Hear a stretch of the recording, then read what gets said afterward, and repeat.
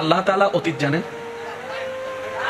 আমি সবার আওয়াজ আছে জানেন, বর্তমান, ভবিষ্যৎ। আল্লাহ যদি কোনো সিদ্ধান্ত নেই, এখানে নাক গলানোর কারো অধিকার, আল্লাহর কারো কাছে জবাবদিহিতা করার কোনো দরকার। আল্লাহ যদি জাহান্নামীকে জান্নাতি বানাই দেয়, প্রশ্ন করার অধিকার কারো। আর আল্লাহ যদি জান্নাতির ঠেলা জাহান্নামী পাঠাই দেয়, বাঁধা দেওয়ার। এতটুকু ক্লিয়ার? আচ্ছা, আমরা দুনিয়াতে আজ থেকে কোথায় যাব বলেন না?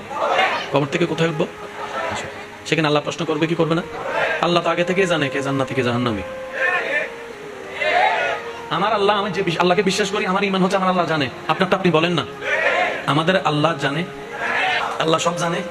কে জান্নাতি আল্লাহ বলেন না, কে জান্নাতি আল্লাহ, কে জাহান্নামী আল্লাহ, কে জান্নাত পাওয়ার যোগ্য আল্লাহ, কে জাহান্নামে যাওয়ার যোগ্য আল্লাহ। আল্লাহ সবকিছু জানার পরও কবর হাসর বাদ দিয়ে ডাইরেক্ট জান্নাতিরে জান্নাতি পাঠাই দিলে, জাহান্নামীরে জাহান্নামী পাঠাই দিলে কাজ তো শেষ হয়ে যেত। কিন্তু আল্লাহ তো সিস্টেম এটা রাখেন নাই। কখনো ভেবেছেন ব্যাপারটা কি? আল্লাহ বলে যে কবরে যাও, দুই ফেরেশতা প্রশ্ন করবে, উত্তর দাও।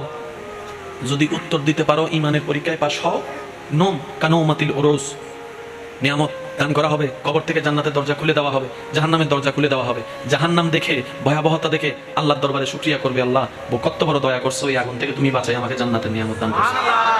এবার 1 বছর, 1000 বছর, 10,000 বছর, আল্লাহ জানে যতদিন চাই আমরা কবরে থাকবো। যেদিন রবের ইশারা হবে, হুকুম হবে, আমরা সবাই হাসরে চলে যাব।